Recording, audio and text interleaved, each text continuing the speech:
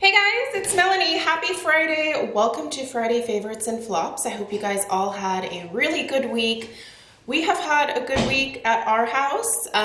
We have just been participating in some spring cleaning. I think I have a stalker out here.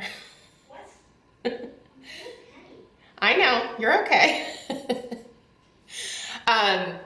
Yeah, so we've had a good week around the house.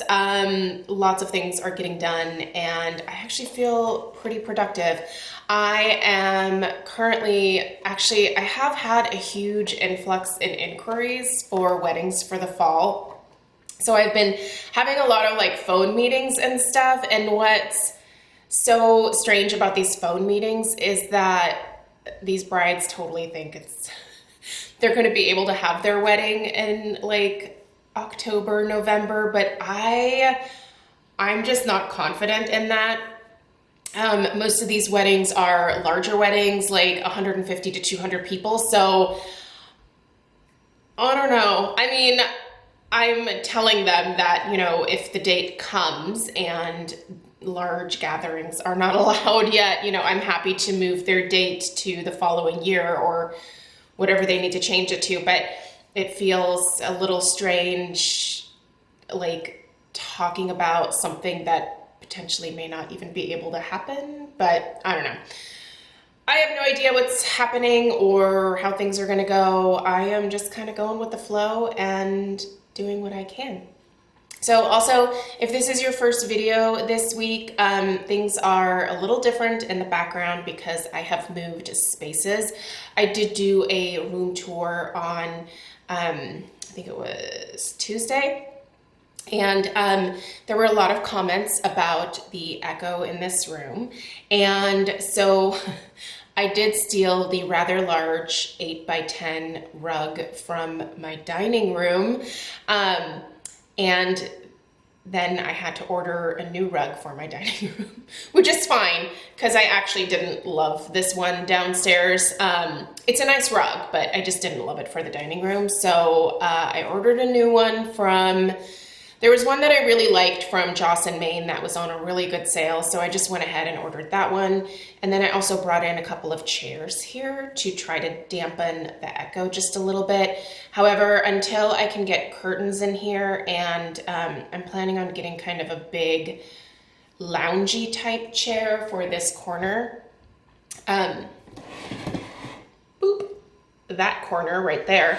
I think that's really going to help with this echo that you guys might still be hearing. So bear with me. I'm waiting for the stores to open to go get those things. So eventually it'll happen. Anyway, so I have Friday favorites and flops for you guys, and I'm just going to dive right into it. I will, of course, put links for everything in the description box down below. So if you want to know where to find these things, how much they cost, what other people's thoughts are on these products, because go read reviews. Don't just go off of what I say. The information will be down there. Okay, I'm going to get started with something kind of random. So I had to switch razors. I was using the Up and Up razor from Target, the Up and Up brand, and like about 2 months ago, I went to go buy replacement blades and they didn't have them. And they didn't even have the Up and Up like razor brand at all anymore. Like nothing. And I was so disappointed because I really loved that razor, and it was actually one of the cheaper ones available at Target. So I decided to try out this Flamingo, which seems to be kind of the new, I don't know if this is like the new generic Target brand, or I don't know what the situation is with this. But anyway, I just saw this pretty coral color on the razor handle and I was like, oh, that's pretty. So I went ahead and picked up the Flamingo Pomelo and Silver, and this came with the razor handle, 2 5-blade cartridges, and a little shower holder, which is super handy, by the way. I just popped that onto my shower door. It has one of those suction cups. So anyway, I've been using this razor for the last couple of months, and I have to say, I really like it, guys. I think it is just as good as the Up and Up. One thing I will say is this one, I feel like it forces me to change the cartridge out more regularly. Because this one has like this top part here, it really does start to kind of drag on your skin as the razor gets older, gets used more. And so it's just a good reminder to change the cartridge. I don't change them nearly as often as you probably should. I mean, I still get a fairly close shave after using it for like a month, so I just kind of keep going with it. But right around the 2-month mark, I was like, yeah, I need to change this thing. I don't know how often you're technically supposed to change your razor, but I don't shave my legs every single day. Usually maybe once a week. More often in the summer, but once a week during most of the year. So, but anyway, this is really nice. If you are in the market for a new razor, or you have to replace your up and up razor because they're no longer making the refill cartridges, give this one a try. I think it's really good. Let's do my perfume pick of the week. And here's Penny. Hi. Hi, hello, hi. How are you? Did you poop on something? Probably.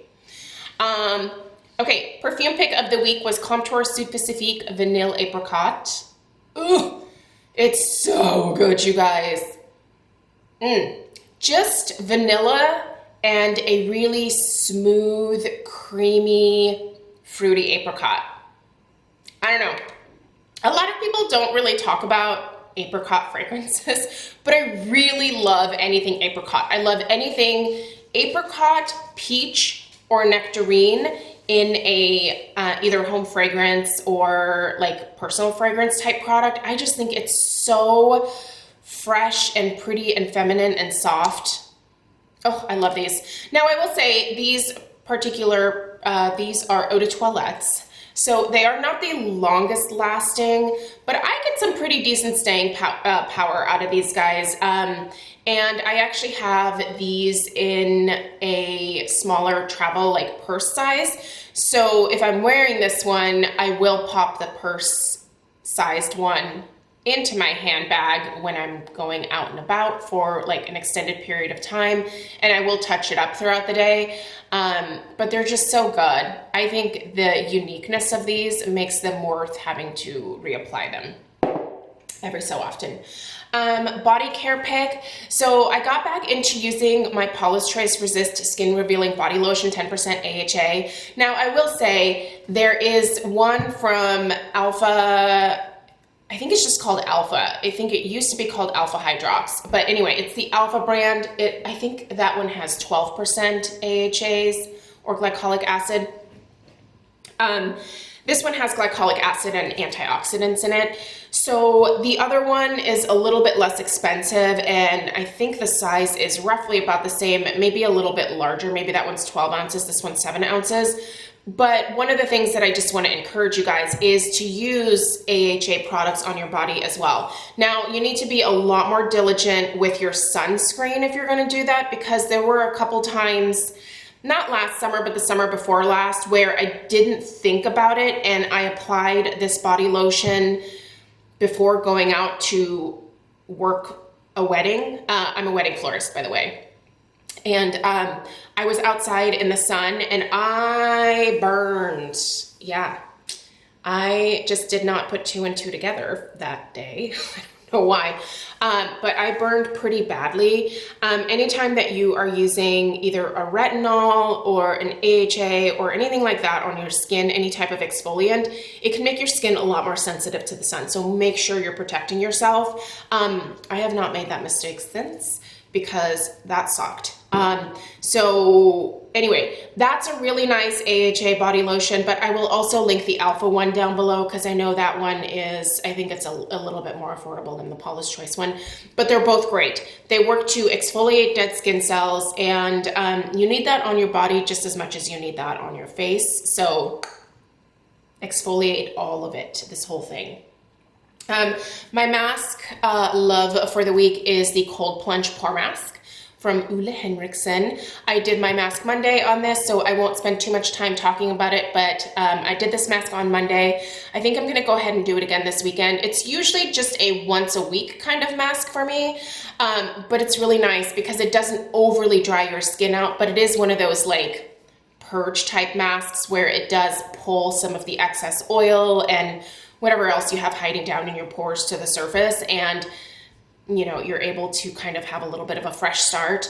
But it's not difficult to remove, it's not uncomfortable, and it doesn't remove too much oil from your skin. So this has been great.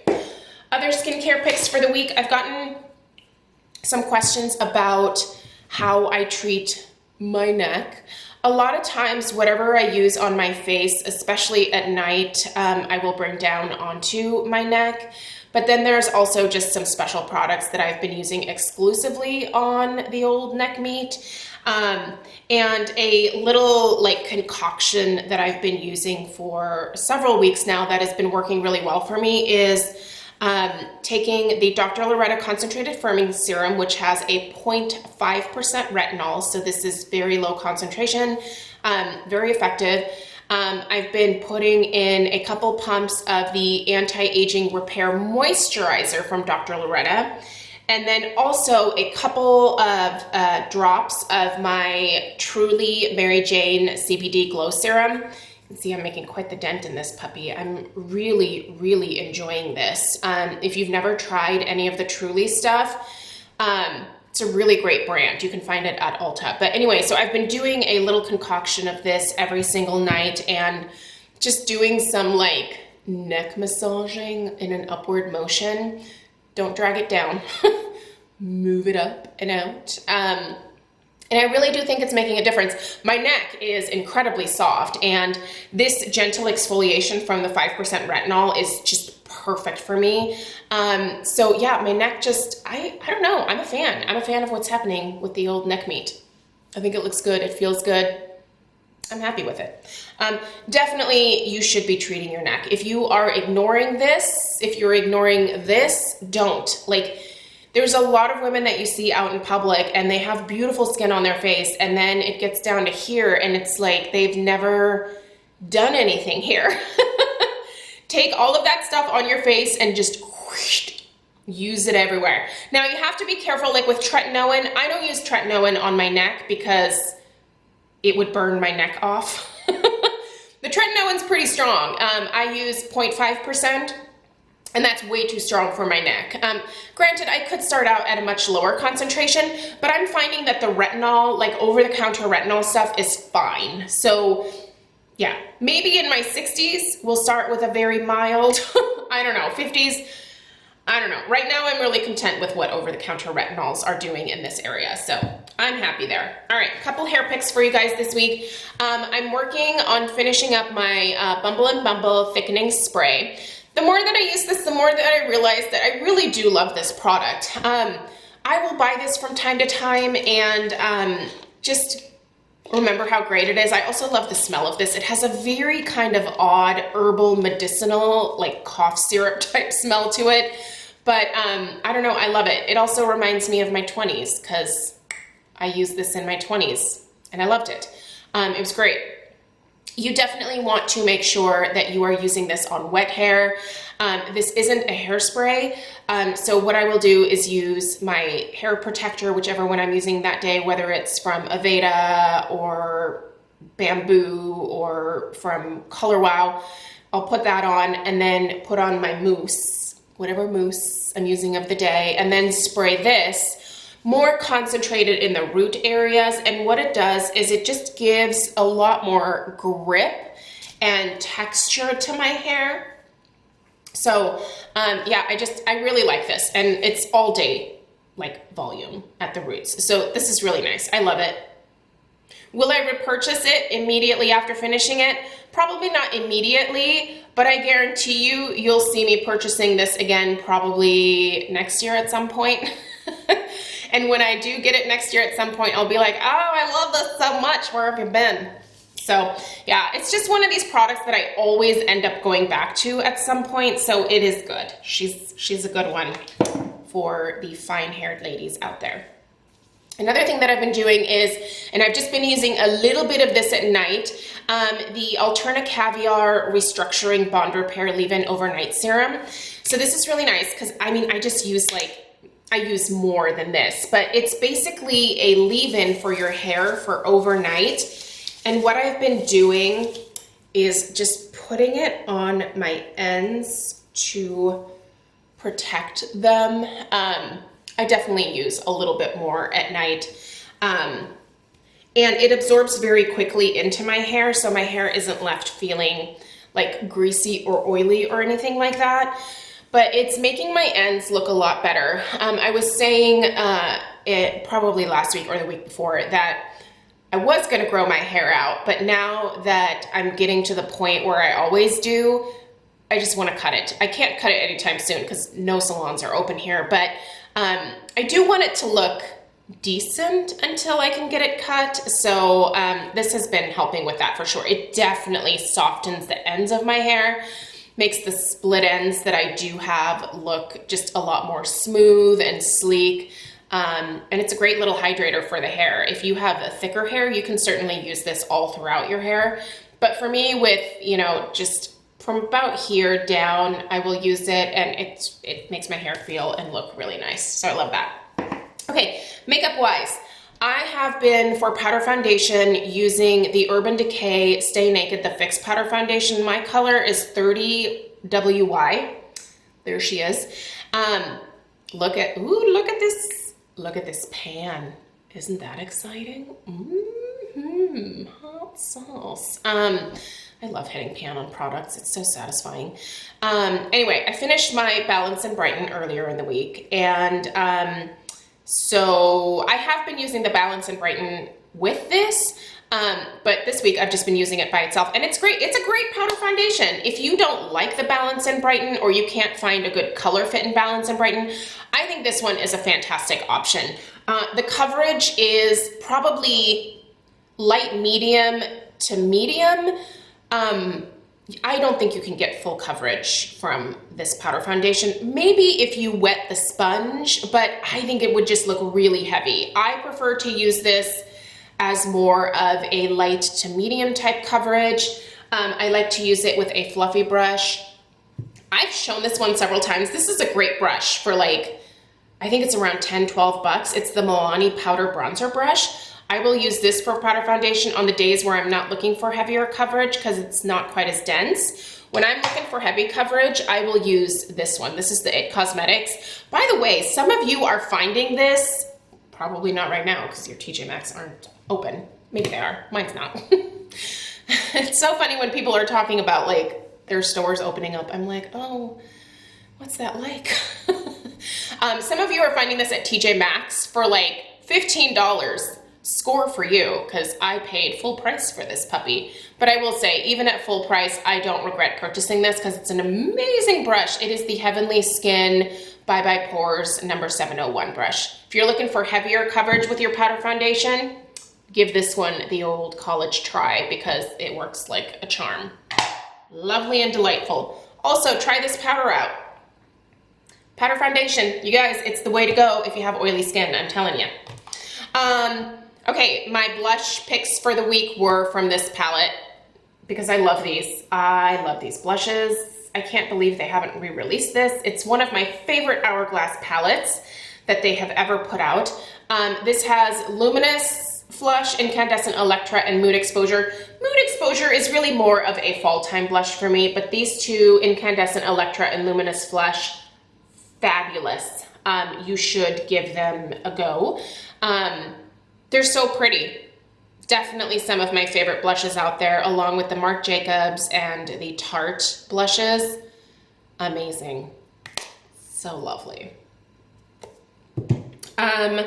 Let's do lips, and then let's do eyes, and then I have a little bit of a, I just don't know that this product is for me type of thought. Okay, lips, once again, I'm just really sticking with my glosses, you guys, and the ones that I just found myself reaching for over and over again this week, nothing new here. Buxom, a couple of Buxom glosses, Sandy and Sophia, a like skin-toned nude, and then more of a, I guess, a subdued version of Dolly with Sophia here. Just slightly lighter, but the same kind of mauve-y plum gorgeousness. And then Fussy from Fenty. There is a Fenty duo at Sephora where you can get Fussy and the original. I don't remember what that one's called, but it's in like a duo for I think 30 bucks, somewhere around there. If you've never tried these Fenty glosses, they're amazing. They're so hydrating. They really do stay put for quite some time, and they're just so comfortable on the lips. I love these. And then eyes. I don't know how I held out as long as I did on this palette, but I finally got it, the Paris Edit from Viseart. She's gorgeous, you guys. I just love Viseart eyeshadows. I love them. They are the most beautiful, perfect, blendable, pigmented, gorgeous shadows that I have ever used in my life, and I cannot get enough of this color story. This right here, maybe with the exception of this one, although that is really pretty, I feel like I would have personally stuck all of these into a palette. What would I replace that slate color with? I don't even know. Maybe like a very dark shimmery plum, like darker than this plum. Like this dark, but plum. Oh, I love it. I love this palette. That's all there is to it. If you are hemming and hawing or dragging your feet and you want to know whether it's worth it or not, it is. So glad I bought this. It makes my heart happy. Also, that's what I'm wearing on my eyeballs today. Love it. My May tutorial, my perfect neutral eye tutorial, will be using this palette because I don't want to stop using it. She's too pretty. Okay, my it's a good product, but it's not for me of the week is this. This is the Ole Henriksen Banana Bright Face Primer. Now, this doesn't work on my face because it ends up making my face a little bit oily towards the middle of the day. Way more oily than I would prefer. And this has a little bit more of a glow than I would personally prefer. So I'm still gonna use it. I guess I shouldn't have spread that out quite yet, but you can see here, there's a glow, you can see. Ooh, pretty, right? Pretty, just not for this oily situation here. Where I do like this though is on my neck and my décolletage, or décolleté, whatever you want to call it. I like this here. It's great for that little bit of a glow here. So I'll finish it there, but for my face, it's just not a good fit. So luckily I got this in that Trend Mood box where there were a bunch of Ole Henriksen products. But yeah, if I would have bought this at Sephora, this is one of those things that I would have been like, oh, I think I'm gonna take it back. But since it was in the box and the box was very affordable, I think I paid 59 bucks. I am gonna go ahead and finish it. But if you're oily like me, this may not be something that you want to try. If you are normal, if you're dry, if you're combination, and you do like a little bit of a glow, and you can find that you get away with most highlighter type products that you put all over your face, then give this a go. I think it's really nice. I don't smell anything really with this, but Ole Henriksen is kind of famous for using fragrance or like essential oils in their products. So keep that in mind. Look at the ingredients. Make sure it's not going to irritate your skin. And yeah, that's what I have for you guys. By the way, if you missed my beauty empties for this past month, for April, there we go, you should go watch that video. There's a giveaway. City Beauty giveaway. So make sure you go watch that video. If you missed it yesterday, I shall link her in the description box down below. And thank you guys so much for taking the time to watch. I hope you have a really great weekend, and I will see you guys in the next one. Take care. Bye.